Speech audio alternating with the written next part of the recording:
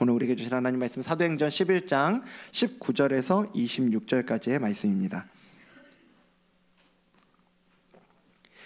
사도행전 11장 19절에서 26절까지의 말씀 한 절씩 교독하도록 하겠습니다.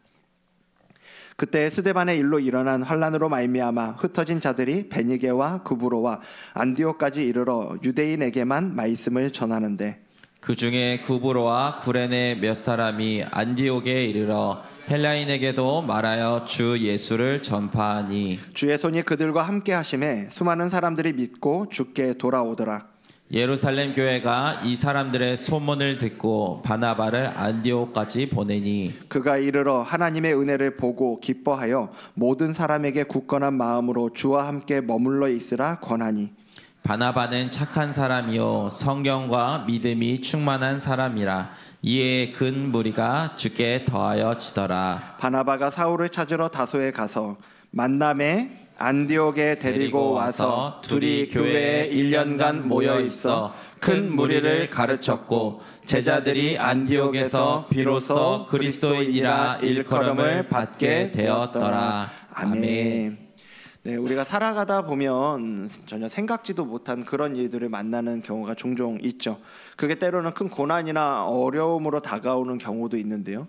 그 순간에는 그래서 그것 때문에 너무 고통스럽고요. 대체로는 그 순간에는 그게 도대체 왜 이런가 해석도 좀 잘 되지 않고 그저 힘들고 어려운 일로만 받아들여지는 경우들이 있죠. 그런데 시간이 지나고 보면 오히려 그때 그 일이 그때는 너무 고통스럽고 어려운 일이었는데 우리가 전화위복이라고 그러죠. 오히려 내 인생에 복이 되는 그런 일들도 우리가 겪는 경우가 있습니다. 뭐 저만 해도 사실 작년 2학기부터 지금 이 발목 염증이 자꾸 이렇게 재발하고 하는 이런 것들이 사실 왜 자꾸 이런 일들이 있는지 모르겠습니다. 뭐 여러 가지 이유는 있겠죠. 그래서 하여간 이제 온갖 것들을 다 조심하고 있는데 덕분에 살도 좀 빠지고 하나님 주시는 또 이런 감량의 은혜가 있는 것 같습니다. 근데 언젠가 이런 은혜 말고도요, 하나님께서 이렇게 이 일들이 왜 이 타이밍에 이런 일들이 좀 있는 건가 해석하게 해주실 때가 분명히 또 있을 거라 생각하거든요. 기다리고 있습니다. 근데 사도행전에도 보면요, 그런 사건이 있어요. 그 대표적인 게 뭐냐 하면 스데반의 순교 사건이죠. 하필이면 왜 그땐가? 정말 그 타이밍이 언제였냐 하면 예루살렘이 곧 있으면 이 복음으로 뒤덮여지고 복음으로 예루살렘이 이렇게 뒤집어질 만한 그런 타이밍이었거든요. 그때 근데 스데반이 복음을 전하다가 순교하게 되는 일이 발생한 거죠. 근데 스데반 한 사람의 죽음으로 안 끝나잖아요. 그러면서 이 교회에 대한 대대적인 박해, 핍박이 시작이 되는 거죠. 그러면서 예루살렘 교회의 이 성도들이 뿔뿔이 흩어집니다. 그 박해를 피해서 도망가는 거죠. 그래서 곳곳으로 도망가게 되는데 이게 예루살렘 교회 입장에서만 생각한다면 어려움이잖아요. 그냥 큰 어려움인데 오히려 이 일 이후에 이것으로 말미암아서 그전에는 미치지 않았던 복음의 손길이 이제 지역 곳곳에 미치기 시작하는 거죠. 우리가 몇몇 케이스들을 이 앞에서도 봤었는데요. 오늘 이제 19절에서도 그 이야기를 하고 있는 겁니다. 그래서 19절에 보면 그때 스데반의 일로 일어난 환란으로 말미암아 흩어진 자들이 베니게와 구브로와 안디옥까지 이르러 근데 그 다음에 빨간색 읽어볼까요? 유대인에게만 말씀을 전하는데 곳곳에 흩어져서 복음을 전해요. 말씀을 전하는데 그 대상을 콕 집어서 누구에게만? 유대인에게만요. 유대인에게만. 우리가 이전에도 봤지만 이 당시에는 이미 다른 지역에 거주하고 있는 유대인들이 있었고요. 유대인들이 서로 이렇게 교류하고 있는 그 이제 커뮤니티, 이 공간이 있습니다. 회당이라고 하는 곳인데 이곳에서 유대인에게만 복음을 전하는 거예요. 그러니까 이게 지역적으로는 이 복음을 전하는 지역이 이 유대 지역을 벗어나서 복음을 전하고는 있지만 여전히 유대인이 아닌 이들, 우리가 성경적인 용어로 이방인이라고 하죠. 이 이방인들은 복음의 대상으로 여기지 않는 그런 모습들이 이들 안에 있었다라는 겁니다. 그런데 이어지는 20절을 보면요, 20절 보여주세요. 그 중에 구브로와 구레네 몇 사람이 안디옥에 이르러 이제 어떻게 한다고요? 헬라인에게도 말하여 주 예수를 전파하니. 그렇게 흩어진 사람들 중에 구브로와 구레네 출신 사람이 있습니다. 이게 유대 지역이 아니죠. 그러니까 헬라 문화권에서 살았던 사람이에요. 이방인에 대한 거부감이 적은 사람들. 이들을 통해서 이방인들에게 이제 복음이 전해지기 시작한 거예요. 그런데 그 전의 내용들을 보면요, 이제 핍박이 있고 이제 곳곳에 흩어져서 복음을 전하기 시작하는데, 사마리아에서 빌립이 복음을 전했고, 그리고 이방인인 고넬료에게 베드로가 이제 복음을 전하고 세례를 베풀기도 했잖아요. 근데 사마리아 같은 경우에도요, 유대를 이제 벗어난 지역이기는 합니다. 그리고 사마리아 핏줄을 이제 유대인들은 되게 혐오하잖아요. 그런데 분명히 그 안에, 자기들 안에는 유대인의 혈통이라고 생각하는 게 있고요. 그리고 무엇보다 그들 안에는 하나님을 경외하는 신앙이 그들에게 있단 말이죠. 그리고 고넬료, 이방인이긴 했지만 그 고넬료 같은 경우에도 말씀을 이미 알았고, 무엇보다 고넬료에 대해서 성경이 뭐라고 소개를 합니까? 하나님을 경외하는 사람이다라고 이렇게 소개를 한단 말이에요. 근데 여기 20절에 나오는 헬라인들, 이 사람들은 이 앞에 나오는 부류의 사람들하고는 상황이 상당히 달라요. 여기에 나오는 헬라인들은 완전히 불신자들이라는 겁니다. 지금 이들이 복음을 전한 곳이 안디옥이라고 그랬잖아요. 안디옥이라는 지역인데, 지역 이름입니다. 그 교회 이름을 보면 종종 우리가 안디옥 교회라는 이름을 봅니다. 저기 지방에 내려가면 광주에도 안디옥 교회 있고요, 전주에도 안디옥 교회 있고, 여기 서울에도 안디옥 교회가 있어요. 곳곳에 안디옥 교회가 있어요. 우리나라 지명도 아닌데 왜 이렇게 안디옥 교회라는 이름이 많냐? 이 안디옥 교회가 지금 보는 것처럼 최초의 이방인들로 구성된 교회, 최초의 이방인 선교의 전초 기지였던 곳이 안디옥이었고, 안디옥 교회라는 거죠. 그래서 교회사에서 이렇게 중요한 의미를 갖고 있는 교회였기 때문에 그 정신을 계승받아서 이제 우리도 그런 교회 하겠다 하는 마음으로 안디옥 교회라고 이름 짓는 거죠. 자, 근데 이 당시의 안디옥은요, 지금은 이렇게 안디옥 교회가 아름다운 이름인데, 이 당시를 보면은 영적으로 그렇게 낭만스러운 곳은 아니거든요. 이 안디옥이라는 곳이. 이 안디옥이라는 이름 자체가 안티오쿠스 왕조의 이름에서 유래된 지역인데요. 성경에 보면 사도행전에 안디옥이 두 지역이 나옵니다. 지금 여기 안디옥하고 나중에 보면 비시디아 안디옥이라는 곳이 또 나오거든요. 근데 안디옥이 이 두 군데만 있는 게 아니고, 자료를 찾아보니까 16군데가 안디옥이라는 이 이름을 썼다고 그래요. 예, 그런 이름이 있더라고요. 근데 그 중에서 이제 오늘 본문에 나오는 안디옥은 수리아의 수도였던 안디옥입니다. 그래서 흔히 수리아의 안디옥이라고 이렇게 호칭을 하는데, 이 지역이 어떤 곳이었냐면, 여기가 지금 로마 시대잖아요. 로마 제국에 있었던 수많은 도시들이 있을 거 아니에요. 그 중에서 가장 큰 도시가 로마고, 그리고 그 다음으로 큰 도시가 알렉산드리아라는 도시거든요. 그 다음에 세 번째, 이 로마 제국에서 세 번째로 번창했던 도시가 이 수리아의 안디옥이에요. 이 당시에 이렇게 지금하고 인구 비율이 다를 텐데, 이 도시에 이미 그때 인구가 50만 명이 살고 있었다고 그래요. 그러니까 엄청난 거죠. 그리고 중요한 상업 중심지였다는 거예요. 그래서 이 당시에 이렇게 상업과 문화가 발달한 곳이 여기 안디옥이었는데, 여러분, 이 당시에 이 상업과 문화가 발달하잖아요. 그럼 그에 따라서 반드시 발달하는 게 또 있습니다. 종교예요. 종교. 기독교가 아니고요. 예, 이방 종교. 예. 그래서 이교도 숭배라고 우리가 얘기를 하는데, 자료를 좀 보면요, 수리아의 안디옥은 그렇게 번성한 만큼이나 끔찍할 정도로 많이 타락했던 도시가 이 수리아였다고 그럽니다. 이교도들 가운데 성행했던 그 악한 풍조들, 그리고 성적 부도덕을 부추기는 여러 가지 이교도들의 그 제사, 예배가 성행했던 곳이 여기 안디옥이라는 거죠.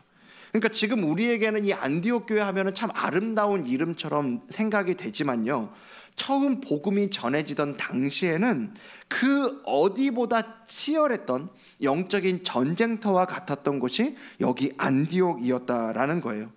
그런 곳에 이제 이 복음이 전해지기 시작하는데요, 이제 그렇게 하나님을 모르던 이들에게 복음 되시는 예수님을 전하다 보니까요, 이 예수님에 대해서 전해지는데 지금까지와는 다르게 예수님을 전하고 있는 걸 우리가 보게 됩니다. 먼저 지금까지 복음을 전할 때 어떻게 예수님을 전했냐, 우리가 앞으로 좀 넘어가서 보면요, 사도행전 4장 10절에 보면요, 미문에서 나면서부터 못 걷고 있던 사람이 걷게 됐을 때 그거 보고 사람들이 막 몰려오잖아요. 엄청난 기적이니까. 그걸 가지고 이제 베드로가 뭐라고 하는지 보십시오. 여기 빨간색만 읽어볼까요? 시작. 예수 그리스도의 이름으로 이 일이 바로 예수 그리스도의 이름으로 이루어진 거다라고 얘기를 했고요. 그 뒤에 5장으로 넘어가면 사도들이 예루살렘에서 이 복음을 전하는데 어떻게 복음을 전하냐? 여기도 빨간색만 읽겠습니다. 시작. 예수는 그리스도라고. 예수는 그리스도라고 가르치고 전도했다는 거예요. 나중에 빌립이 사마리아의 복음을 전할 때에도 그렇습니다. 빌립이 전한 그 복음의 내용 8장에 보면 나오는데요. 8장 5절이요. 사마리아 성에 내려가서 누구를 전파했다고요? 그리스도를 전파했대요. 그리고 베드로가 고넬료의 집에서 말씀을 전할 때에도 10장 36절에 보면요, 만유의 주 대신 누구로 말미암아? 예수 그리스도로 말미암아. 전부 지금 공통점이 보이십니까? 예수님을 전할 때 예수님이 누구라고 전하는 거예요? 그리스도라고. 예수님이 그리스도다, 예수님이 메시아라고 이렇게 전하고 있는 겁니다. 왜냐하면요, 이렇게 전했던 이유가 있어요. 왜냐하면 이들은 이미 말씀을 알았던 사람들이고 하나님을 경외하던 사람들이란 말이에요. 그러니까 이들은 예수님이 바로 메시아다, 예수님이 바로 그리스도다 라고 얘기하면 한 번에 알아듣는 겁니다. 그게 무슨 말인지를. 그런 상황이었던 거예요. 여러분, 이 당시에 하나님의 말씀을 아는 이 하나님의 백성들이 그 무엇보다, 그 누구보다 간절히 오기를 원했던 대상이 바로 메시아거든요. 메시아. 내 스스로는 내가 처한 인생의 무게를 혼자 짊어질 수 없다는 거 알아요. 그리고 이 인생의 문제를 해결할 수도 스스로의 힘으로는 해결할 수 없다는 것도 알아요. 그런데 그런 인생을 향한 하나님의 소망의 약속이 있단 말이에요. 하나님의 백성들은 붙잡고 있는 약속이 있어요. 그게 뭐예요? 바로 메시아를 보내주신다는 거. 메시아를. 그 메시아를 통해서 이 우리 인생을, 우리 영혼을 구원해 주시겠다라는 그 약속이요. 그래서 하나님의 백성들은요, 이 말씀을 알고 있던 사람들은 예수님만 있으면 되는 거예요. 이 그리스도만 있으면 되는 거예요. 그분만 오시면 된다라고 했는데, 그래서 하나님의 약속을 알고 그 약속을 붙잡고 있던 하나님의 백성들에게 전해진 복음은요, 다른 게 아닌 거예요. 예수가 바로 그분이다, 예수가 하나님이 약속하신 메시아 그리스도다 라고 선포되면, 그렇구나, 예수님이 우리가 그토록 기다려왔던 메시아 바로 그분이구나 라는 이 확신이, 이 복음이 그들에게 온전한 기쁨으로 받아들여졌던 거죠. 그런데 여러분, 여기 안디옥에서 복음이 전해졌던 이들은 말씀드린 것처럼 하나님의 말씀을 알던 이들이 아니라니까요. 그 약속을 기다리고 있던 사람들이 아니라고요. 그들에게 예수님이 그분이야 라고 얘기를 해도 누구? 이러는 거죠. 모르는 거예요. 무슨 말인지를 못 알아듣는 겁니다. 그래서 안디옥에 있었던 그 이방인들에게는 복음이 어떻게 선포됐는지를 한번 보세요. 20절에 보면, 자, 헬라인에게 그 복음이 전파됐을 때 누구를 전파했다고요? 주 예수를. 예수 그리스도가 아니라 주 예수를 전파했다라고 나옵니다.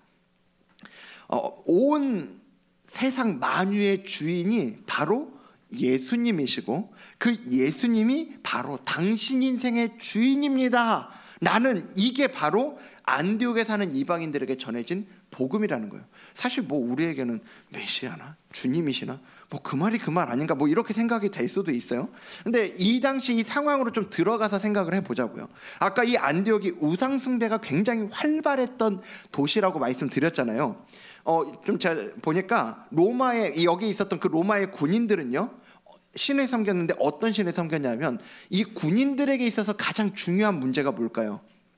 전쟁에 나갔을 때 살아 돌아와야 되는 거예요. 내가 안 죽고 살아 돌아와야 돼요. 그래서 그런 것들을 기원하면서 페르시아의 신인 미트라스라는 신을 섬겼다고 그래요. 그리고 그 외에 안디옥에 사는 수많은 헬라인들은 이 올림푸스의 신들을 섬겼다고 해요. 우리가 흔히 그 그리스 로마 신화로 알고 있는 제우스, 뭐 포세이돈 이런 신들이요. 그런 신들을 섬기면서 그 신들이야말로 자기들을 지켜주고 그리고 자기들에게 복을 줄 거라고 생각을 한 거죠.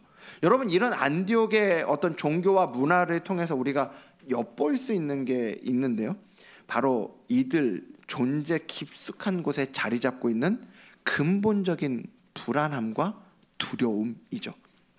사람들이요, 존재적으로 본질적으로 아는 겁니다. 내가 세상의 주인이 아니라는 걸 존재적으로 이 본질적으로 아는 거예요. 근데 내가 세상의 주인만이 아니라 내 인생의 주인도 아니라는 걸 알아요. 여러분 이걸 뭘 통해서 알았을까요? 여러분 주인이라는 게 뭡니까? 주인은 자기의 것을 자기 마음대로 할 수 있는 존재가 주인이죠. 그런데 그 인생 가운데 컨트롤되지 않는, 마음대로 할 수 없는 영역이 너무너무 많은 거예요. 장사하러 갈 때도 장사하러 가다 어디서 강도를 만날지 모르겠고 배로 물건 실어 보내다가 어디서 풍랑을 만날지 모른단 말이에요. 그러니까 그 바다의 신을 섬기고 자기를 지켜줄 신들을 섬기는 거죠. 그러니까 자기 마음대로 할 수 없는 이 영역이 너무 많다는 걸 알고요. 그래서 자기가 통제할 수 없는, 다 컨트롤할 수 없는 그 영역을 책임져 줄 수 있는 주인을 찾은 거죠. 그게 그 앞에서 말씀드렸던 여러 신들인 겁니다. 그렇게 그들은 각자 나름의 주인들을 찾아 살아가고 있었고요. 그들이 거기에서 드렸던 어떤 예배, 제사 이런 건 다 뭐냐면 바로 그들이 섬기는 주인을 만족시켜 주기 위한 행위들이었던 겁니다. 근데 이제 그런 그들에게 진짜 진리가 선포되는 거예요. 여러분 진짜 주인은 그쪽이 아니에요. 우리의 진짜 주인은 끝없는 불안 속에서 어떻게 해줄지 모르는, 정말 그런 힘이 있는지 없는지 모르는, 그래서 우리 여전히 불안한 가운데 살아가게 만드는, 그 불안 속에서 여러 가지 선택과 결정들을 하게 만드는 그 우상들이 아니고 우리를 너무너무 사랑하셔서 우리를 위해 자기 몸을 내어주심으로 우리를 구원해 주신 바로 예수님이 우리의 주인이십니다. 이게 바로 안디옥에 선포된 복음인 거죠. 그리고 오늘 우리가 동일하게 믿고 선포해야 되는 복음인 줄로 믿습니다. 사실 여러분 이런 거짓된 주인을 섬기며 살아간다는 게 여기 안디옥에 있었던 이방인들만의 문제는 아니잖아요. 오늘도 얼마나 많은 이들이 진짜 주인을 모른 채 끝없는 불안과 그 두려움 속에서 그걸 해소해 보겠다고 이런저런 행위들을 하면서 살아가냐고요. 뭐 대표적으로 우리가 쉽게 볼 수 있는 것 중에 하나가 이사할 때요. 여러분 이사할 때 언제 이사하십니까? 이사 날짜를 언제 정하시죠? 예, 우리 세상 사람들은 어떤 날짜를 꼭 피합니다. 우리는 그 날짜를 꼭 골라요. 왜냐하면 그 날짜가 싸거든요. 예. 뭐 예를 들면 이런 거죠. 제가 얼마 전에 한 성도님한테 또 어떤 얘기 들었냐면요. 직장 생활 하다 보면 왜 안 믿는 분들 중에 그 세상적인 미신에 이렇게 사로잡혀 있는 분들 참 많잖아요. 아주 통달해 있는 분들 많아요. 예를 들면 이사할 때요. 집이 잘 나가려면 신발장에 가위를 두면 된대요. 예. 그리고 뭐 침대는 어느 방향을 향하게 뭐 둬야 된다. 뭐 이런 것들을 막 이렇게 들었다는 얘기를 저한테 들려주시더라고요. 근데 제가 그 이야기 들으면서 또 한 번 생각했던 게 뭐냐면, 야 진짜 예수님 믿지 않는 사람들은 너무 피곤하게 산다. 너무 그 불안한 가운데 살아가는구나라는 걸 다시 한번 좀 생각하게 됐어요.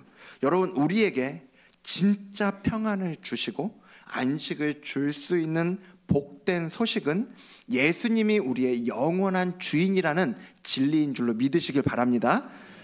개신교의 3대 요리문답 중에 하이데베르그 요리문답이 있어요. 근데 이 방금 말씀드린 이 진리에 대해서 가장 첫 번째 정확하게 우리에게 얘기해주고 있습니다. 가장 첫 번째 문답은 사실 너무 유명한 문답인데 한번 보여주십시오. 여기 질문이 이래요. 사나 죽으나 그대의 유일한 위로는 무엇입니까? 라는 질문에 대해서 이렇게 답하고 있습니다. 저 답 한번 우리 읽어볼까요? 시작. 사나 죽으나 나의 몸도 영혼도 나의 것이 아니요 나의 신실하신 구주 예수 그리스도의 것입니다. 여기는 아직 아닙니다. 이 다음에 읽을게요. 자, 여러분 이제 세상은 자꾸 우리에게 마치 복음인 것처럼 얘기해 주는 게 뭐냐? 네 인생의 주인은 너야. 네 인생의 주인은 너야. 자신을 가져. 넌 다 할 수 있어. 이게 복음인 것처럼 자꾸 우리에게 얘기해 줘요. 근데 여러분 사실이 안 그런데, 사실이 아닌데 자꾸 우리 인생의 주인이 우리가 아닌데 우리 인생의 주인인 것처럼 부추기면 여러분 그거는 망하는 길로 가는 거죠. 그래서 확실하게 알려주는 겁니다. 사나 죽으나 우리의 몸과 영혼의 주인은 오직 한 분, 누구시라고요? 예수 그리스도의 것이라고요. 이걸 분명하게 얘기하는 겁니다. 그것만이 우리의 영원한 위로가 된다고요. 그러면서 이어서 이제 그 우리의 구주, 우리의 주인이 되시는 예수님이 어떤 분인지, 예수님이 우리를 위해서 어떤 일을 하시는지를 그 뒤에 얘기를 해주는 겁니다. 이 문답이 저기서 끝나는 게 아니에요. 이제 보여주시면 이건 제가 읽어드리겠습니다. 여러분 잘 들어보십시오. 예수님에 대한 이야기예요. 그는 그의 보혈로 나의 모든 죄값을 다 치르셨고 나를 마귀의 모든 권세에서 구원해 내셨으며, 아멘이세요? 하늘에 계신 나의 아버지의 뜻이 아니고서는 머리털 하나도 떨어질 수 없도록 과연 모든 것이 합력하여 나의 구원을 이루도록 그렇게 나를 보존시켜 주십니다. 아멘이시죠? 그러므로 그는 그의 성령으로 말미암아 나로 하여금 영생을 확신하게 하시며 이제부터 그를 위하여 살기를 진정으로 바라도록 만드시고 또한 그렇게 살 준비를 갖추도록 만드십니다. 아멘입니다. 아멘이요. 여러분, 예수님이 이런 분이시라고요. 우리의 주인 되시는 예수님이 이런 분인 걸 알 때 이게 진짜 복음, 기쁜 소식이 되는 거죠. 이 복음이 온전히 이 자리에 있는 저와 여러분의 것이 되기를 주님 이름으로 축복합니다. 그들이 이렇게 이제 이 이방인들에게 이렇게 예수님이 주인입니다, 진짜 주인은 이분입니다라고 복음을 이렇게 전했어요. 그 복음을 전했을 때 그게 어떻게 열매를 맺었는가를 보여주는 말씀이 21절에 나오는데요. 21절에 보여주시면 자, 앞에 주의 손이 그들과 함께 하심에 라고 얘기를 합니다. 복음이 전해지고 수많은 이들이 주님께로 돌아오는 이 부흥의 역사가 일어났는데 그에 대한 이유를 누가는 분명히 밝혀주고 있는 거죠. 이게 어떤 사람의 대단함의 문제가 아니라는 거예요. 베드로가 대단해서 사도 빌립이나 스데반처럼 어떤 대단한 사람들이 있어서 교회가 그렇게 부흥하고 성장하고 복음이 전해졌던 게 아니다. 오직 관건은 어디에 있었냐? 주의 손이 함께 하시는가 그렇지 않은가에 달려 있었다라는 걸 누가는 빼먹지 않고 이 복음이 전해지는 자리마다 반복해서 주의 손이 함께 했다는 걸, 주의 능력으로 그 이적들이 함께 했다는 걸 이렇게 얘기를 해주는 겁니다. 이게 안디옥 교회 설립 배경인데요. 이 안디옥에서 일어난 일에 대한 소식이 여기에만 있는 게 아니라 이제 예루살렘까지 들려집니다. 그 소식이 들려져요. 그리고 그 소식을 들은 예루살렘 교회는 이제 안디옥 교회가 더 잘 세워질 수 있도록 바나바를 보내주거든요. 근데 바나바가 이제 직접 가서 그 현장을 목도한 겁니다. 그 현장을 본 바나바가 어떻게 반응하는지가 23절에 나오는데요. 자, 23절 여긴 전체 읽겠습니다. 시작. 그가 이르러 하나님의 은혜를 보고 기뻐하여 모든 사람에게 굳건한 마음으로 주와 함께 머물러 있으라 권하니. 바나바는 이제 그곳에서 하나님이 어떤 일을 행하시는가 보면서 같이 내일처럼 기뻐하는 거예요. 그러면서 권면하죠. 뭐라고 권면하냐? 굳건한 마음으로 주와 함께 머물러 있으라. 이 바나바의 권면을 원어에 충실하게 직역하면요, 마음을 결단하라는 겁니다. 마음에 결단하라는 거예요. 어떻게 결단하라? 주님께 붙어있기로. 주님께 붙어있기로 그 마음에 결단해라. 이렇게 권면한 겁니다. 근데 여러분, 바나바가 여기 안디옥 교회 가가지고요, 이 말만 했을까요? 이것만 권면했을까요? 당연히 아니겠죠. 수없이 많은 권면을 했을 거라고요. 그런데 그 많은 말들 중에도 핵심적으로 누가가 기록에 남겨둔 게 바로 굳건한 마음으로 주와 함께 머물러 있어라 이겁니다. 왜냐하면요, 그가 거기서 했던 권면이 무엇보다 중요한 한마디가 바로 이거였기 때문이죠. 안디옥 교회 성도들은요, 하나님을 알지 못하고 수많은 거짓된 주인에게 속고 지금까지 살아왔다가 이제서야 그들의 진짜 주인 되시는 예수님을 만나고 예수님께로 돌아왔단 말이에요. 근데 그런 그들에게 이제 바나바가 이런 권면을 준 겁니다. 굳건한 마음으로 주님께 붙어 있어라. 그만큼 중요하기 때문에 오늘 여러분 이들에게뿐만 아니라 오늘 이 신앙생활에 가는 우리에게 있어서도요, 그 무엇보다 중요하게 붙들어야 되는 진리이고 우리가 치열하게 싸워야 되는 싸움 중에 하나가 바로 굳건한 마음으로 마음에 결단하고 주님께 붙어 있는 거예요. 이게 너무너무 중요합니다. 바나바가 그들에게 이 메시지를 준 이유는요, 그들에게 둘러싸고 있는 환경이 언제든지 그들의 참된 주인이 되시는 예수님으로부터 떠날 수 있게 만들 수 있는 환경이었잖아요. 그들을 둘러싼 환경은 비록 그들이 이제 복음을 받아들이고 예수님 앞으로 나와왔지만, 하지만 그들이 오늘 살아내야 하는 일상의 그 환경들은 전혀 달라진 게 없어요. 여전히 거짓된 주인들, 우상들이 그들 도처에 널려 있습니다. 그리고 사람은 환경의 영향을 받을 수밖에 없기 때문에 그들은 얼마든지 이전으로 돌아가게 될 수 있는 거죠. 우리도 똑같아요, 여러분. 저도 그렇더라고요. 처음에 이 복음을 제가 이제 어떤 의미인지 깨닫고, 아, 예수님이 주님이시구나, 이걸 깨닫고 회개하고 그 고백으로 주님 앞에 나아가는 그때는 너무너무 이게 감격스럽잖아요. 그 감격은 뭐 맛을 본 분만 아는 거죠. 그때 기분만 같아서는 이제 이 이후에 내 평생은 주님만 사랑하고 살겠다, 정말 제가 그럴 줄 알았어요. 근데 딱 2달 가더라고요. 딱 2달 가는데 은혜의 감격이 언제 그랬냐는 듯이 식어지는 겁니다. 사라지는 거예요. 여러분, 연인이나 부부간에 그 사랑의 콩깍지가 벗겨지는데 3년 간다는 얘기가 있죠. 너무 깁니까? 좋아요. 뭐 어떤 경우에는 뭐 한 3개월 간다고 치죠.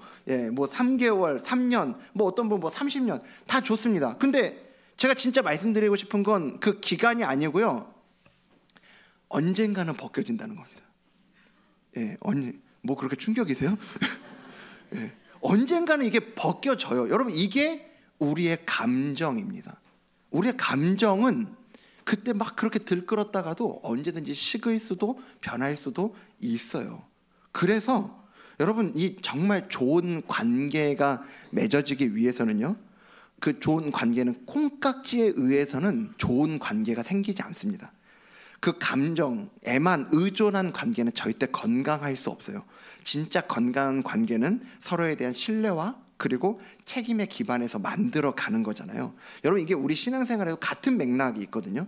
우리가 처음 복음을 깨닫고 그 은혜의 감격을 아까 누렸잖아요. 저도 그런 감격이 있었고 아마 이 자리에 계신 많은 분들도 그 감격 누린 분들 계실 겁니다. 근데 여러분, 잘 생각해 보세요. 우리가 처음 그 은혜의 감격들을 경험할 때는요, 어떤 우리의 대단한 결단과 치열한 싸움을 한 다음에 비로소 성취하게, 그 감정을 성취하게 되는 경우보다는요, 이런 경우는 거의 없어요. 오히려 생각지도 못한 그 자리에서, 생각지도 못한 시간에 하나님이 그 은혜의 감격을 우리 가운데 부어주시는 경우가 훨씬 많죠.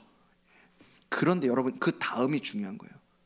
그때 그 순간의 어떤 체험, 그런 감격,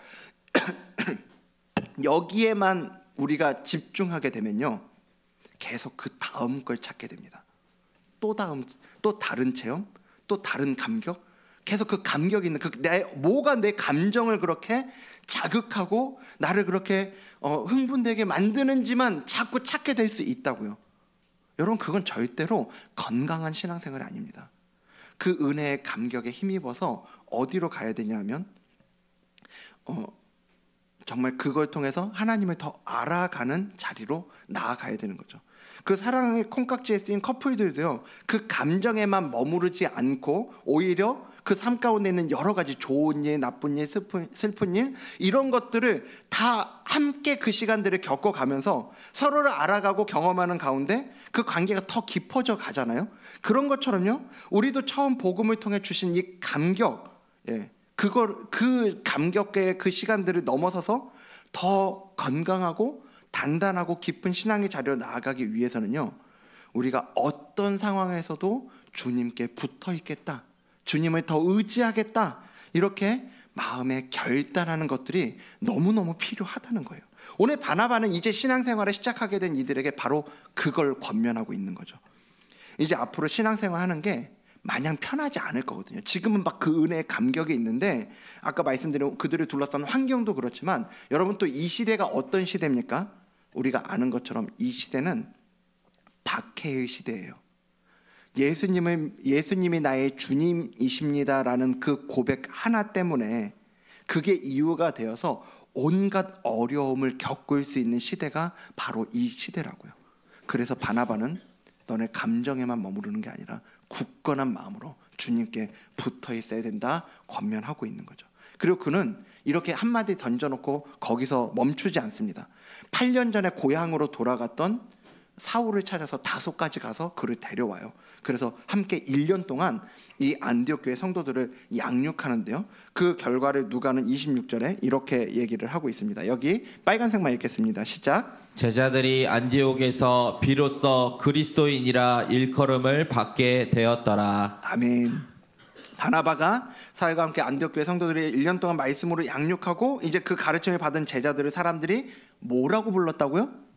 그리스도인이요. 예, 우리한테는 뭐 너무 당연한 얘기인데 여러분 교회사에서 이제 처음 나온 단어입니다.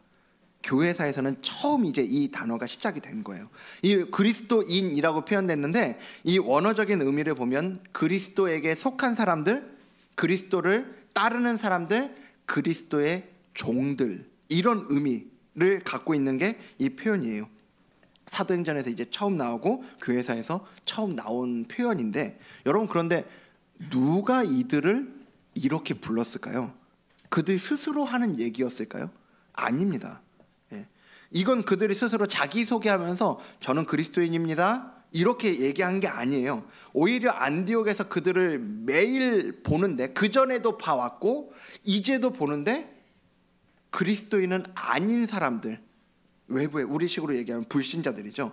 이 불신자들이 이 사람들을 부를 때 사용한 표현이 그리스도인, 그리스도의 종들, 뭐 요즘 우리식으로 좀 바꿔서 뉘앙스를 바꿔서 얘기하면 예수쟁이들, 이겁니다. 이게 지금 이 표현이에요. 이건 그전까지는 사람들이 이들을 유대교의 한 종파 정도로 여겼단 말이에요.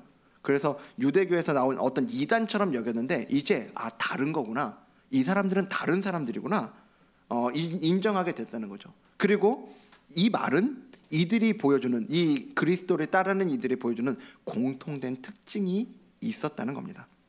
만유의 주가 되시는 예수 그리스도를 따르는 이들이 보여주는 특징이요. 세상에 있는 거짓 주인을 섬기고 자기 자신이 주인인 줄 알고 살아가는 그런 이들과는 다른 모습인 거죠. 진짜 우리 인생을 책임질 수 있는 주인을 만난 이들이요. 우리를 끊임없이 착취하는 대상으로 여기는 것이 아니라 오히려 우리를 위해 모든 것을 내어주는, 자기 목숨까지 내어주는 사랑으로 우리를 대해주시는 주인을 만나고, 그런 주인을 만나고 섬기는 이들만 보여줄 수 있는 모습이 이들에게 있었다는 거죠. 그걸 보고 이들은 예수쟁이라고 불린 거예요. 그리스도인들이라고. 세상에서 경험할 수 없는 그 사랑을 받았기 때문에 세상에서 볼 수 없는 사랑을 전하는 이들, 세상에서 볼 수 없고 경험할 수 없는 용서를 받았기 때문에 세상에서는 상식적으로 불가능한 용서를 하는 사람들, 그들의 인생의 참된 주인, 진짜 주인을 만났기 때문에 세상의 거짓된 주인을 모시고 살아가면서 여전한 불안과 두려움 가운데 살아가는 모습이 아니라, 그 불안에 휘둘려서 살아가는 모습이 아니라 오늘 그들이 누리는 참된 평안과 안식을, 행복을, 기쁨을 보여주는 사람들, 그들이 바로 그리스도인이었다는 겁니다. 근데 여러분 여기 말씀을 보면요, 비로소 그리스도인이라 일컬음을 받게 됐다 이렇게 나오거든요. 예. 여기 비로소라는 단어가 원어적으로 보면 최초에라는 의미를 가진 단어예요. 예. 그러니까 의역이 된 거죠. 이들이, 근데 여러분 잘 생각해 보십시오. 이들은 그럼 지금까지 그리스도인이 아니었다가 이제 그리스도인이 된 겁니까? 아니죠. 그게 아니에요. 처음부터 그리스도인으로 부름 받았어요. 그리스도인 맞아요. 그런데 이제야 사람들이 1년 동안 양육을 받고 이제야 사람들이 그들을 그리스도인으로 봐주고 인정하기 시작한 겁니다. 여러분은 어떠십니까? 여러분에게 이 그리스도인이라는 호칭은 어떤 의미이세요? 누군가에게는 다른 사람들한테 나를 소개할 때 사용되는 단어일 겁니다. 저는 그리스도인입니다. 저는 크리스찬입니다. 예. 요즘 같은 시대에는 그렇게 고백할 수 있는 것도 너무 귀하죠. 너무 우리가 요즘에는 그걸 부끄러워서 고백하지 못하는 경우들도 많기 때문에요. 그런데 누군가에게는요, 이 그리스도인이라는 표현이 자기 소개용을 넘어서서요, 여기 안디옥 교회 사람들처럼 나 스스로 얘기하는 게 아니라 다른 사람들이 불러주는, 다른 사람들이 인정해주는 말일 거예요. 야, 저 사람은 교회 다닌다고 하더니 정말 예수쟁이 맞구나, 정말 저 사람은 뭔가 다르구나, 저 사람은 교회 다니면서 정말 달라지고 있구나, 주변에 있는 뭐 사람들이, 그리고 가정에서 그런 인정을 해주는 겁니다. 제가 성도님들에게 종종 이렇게 신방하거나 이야기를 나누다가 이런 이야기 들을 때가 있거든요. 가족들에게, 자녀들에게 달라지고 있다는 얘기를 듣는데요, 요즘에. 예, 긍정적으로요. 너무 감사한 일이죠. 그리고 저는 이 이야기가 이 자리에 있는 저와 여러분 모두의 이야기가 되기를 간절히 소망합니다. 예. 그리스도인이라는 이 표현이 자기 소개용으로만, 나만 전 크리스찬인데요, 어디 소개서에, 이력서에 기독교인이라고 그렇게만 쓰는 게 아니라 다른 이들이 나를 볼 때 그리스도인이구나, 저 사람 뭔가 다른 사람이구나 인정해 주는 거예요. 그런데 여러분, 그 전에 아까 말씀드린 것처럼 바나바와 사울이 이들을 1년 동안 가르쳤다고 그랬잖아요. 양육했다는 얘기예요.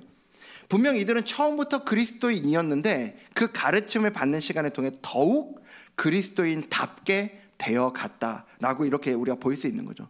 그래서 여러분, 신앙은 성장하는 겁니다. 예. 처음에는 그렇지 않을 수 있어요.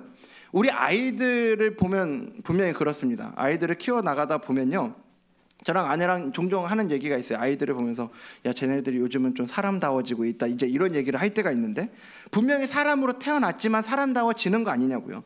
그리스도인도 그런 겁니다. 우리가 처음 복음을 받아들이고 그리스도인 될 때도 그리스도인 맞아요.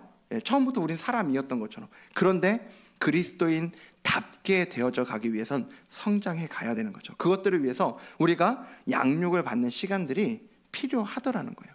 그래서 여러분, 교회에서 여러분들을 위해서 이 양육을 준비하고 있지 않습니까? 여러 가지 신앙 강좌들이요.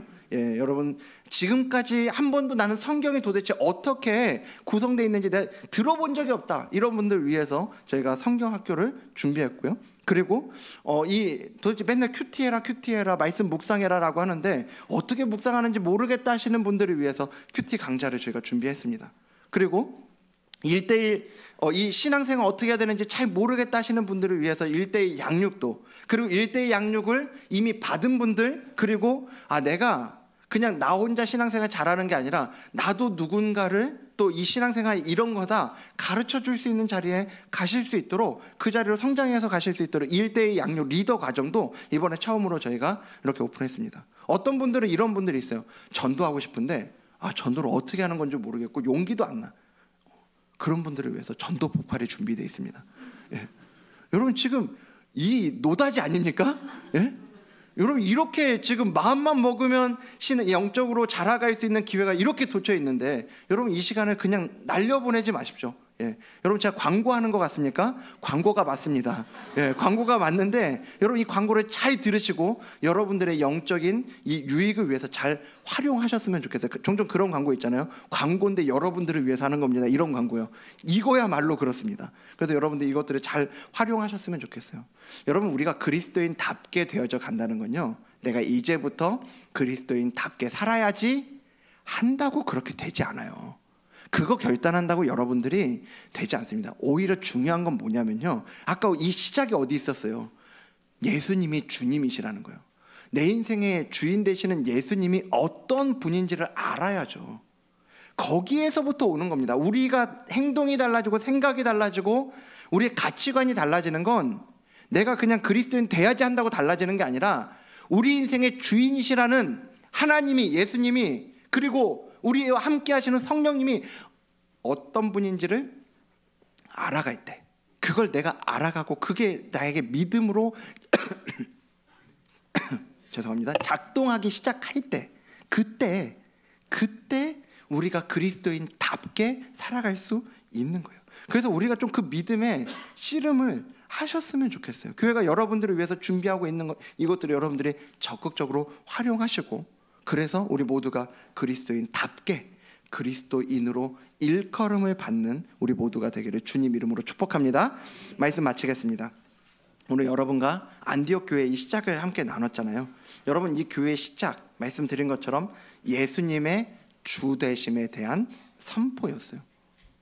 오늘 여러분들로 하여금 예수님의 주되심을 인정하지 못하게 만드는 것들은 어떤 것들이 있습니까? 오늘 여러분을 불안하게 하는 것들은 어떤 것들이 있어요? 우리 각자를 불안하게 하는 것들은 참 많이 있죠. 각 가정마다요, 어떤 그게 경제적인 상황들일 수도 있고요, 그리고 건강의 문제인 경우도 있습니다. 자녀들을 봐도 자녀들의 어떤 진로의 문제, 그리고 자녀들의 어떤 만남의 문제, 관계적인 문제, 그리고 우리 각자의 어떤 삶의 터전에서 우리가 다 경험하게 되는 이런 불안함들이 있거든요. 누가 그거 없이 살아간다고 얘기할 수 있습니까? 근데 여러분, 세상 사람들과 예수님을 주님으로 알지 못하는 저들과 우리의 차이가 있다면, 세상 사람들은 그 불안함 때문에 선택하고, 그 불안함 때문에 결정하고, 그 불안함이 자신들의 삶을 이끌어 가도록 만듭니다. 하지만 여러분, 예수님을 주님으로 모신 이들은 그 불안함이 우리 삶을 휘두르도록 내버려 두지 않는 거예요. 오히려 주님 대신 예수님을 그럴수록 더욱더 굳은 마음으로 예수님을 붙잡고 예수님을 의지하고 살아가는 게, 그게 바로 참된 그리스도인의 모습인 줄로 믿습니다. 그래서 여러분, 그걸 붙잡으려면요, 예수님 더 알아야 되는 거예요. 예수님을 더 아는 만큼 붙잡는 겁니다. 아는 만큼 의지할 수 있는 겁니다. 그래서 여러분, 우리들의 삶 가운데 정말 이 시간에도 예수님이 주님이시라는 그 믿음의 선포가 무엇보다 이 시간 우리 모든 이 자리에 있는 여러분들 가운데 있기를 간절히 소망합니다. 그리고 나아가서 우리들의 삶의 모든 영역 가운데 예수님의 주되심을 선포하며 세상 사람들이 바라볼 때 그리스도인으로 그렇게 일컬음을 받는 저와 여러분 되기를 주님 이름으로 축복합니다. 오늘 말씀을 기억하면서 우리 함께 좀 찬양으로 우리가 예수님의 주되심을 선포하고 고백했으면 좋겠는데요. 우리 한번 자리에서 일어나실 수 있는 분들은 자리에서 일어나서 우리 함께 찬양하며 나아가도록 하겠습니다. 우리 함께 선포합니다. 모든 이름 위에, 모든 이름 위에 뛰어난 이름, 예수는 주, 예수는 주, 예수는 주, 예수는 주. 모두 무릎 꿇고, 모두 무릎 꿇고 경배를 드리세. 예수는 만유의 우리 다시 한번 고백합니다. 모든 이름 위에 뛰어난 이름, 모든 이름 위에 뛰어난 이름, 예수는 주, 예수는 주, 예수는 주, 예수는 주.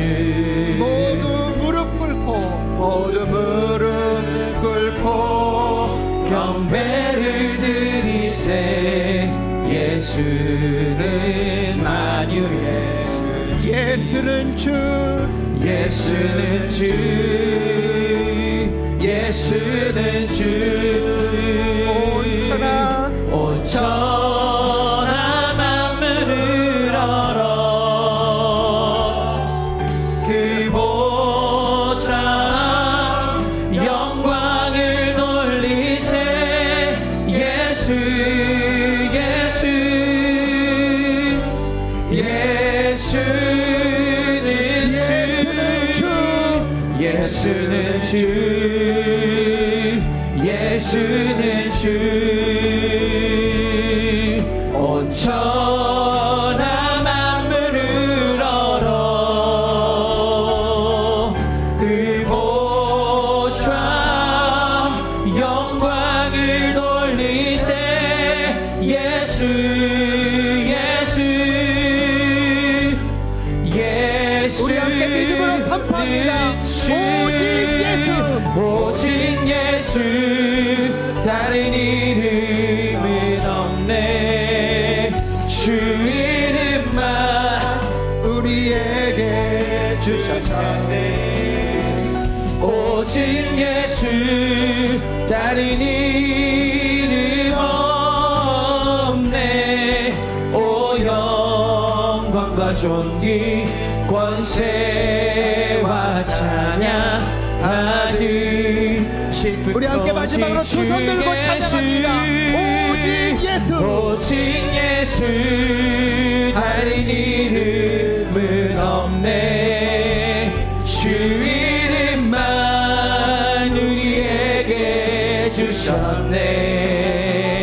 오직 예수, 다른 이름 없네. 오 영광과 존귀 권세와 영광과 존귀, 오 영광과 존귀 권세와 영광과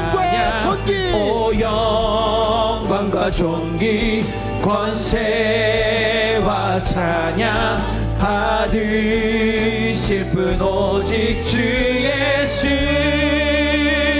우리의 주인 되신 예수님께 박수로 영광 올려드리겠습니다. 이 시간 우리 같이 기도하며 나아가기 원하는데요, 이 시간 좀 우리 마음의 결단을 가지고 우리 함께 기도의 자리로 나아가기 원합니다. 그렇습니다. 주님, 정말 우리가 입술로만 주님이라고 고백하는 것이 아니라 우리의 삶의 모든 영역들에 바로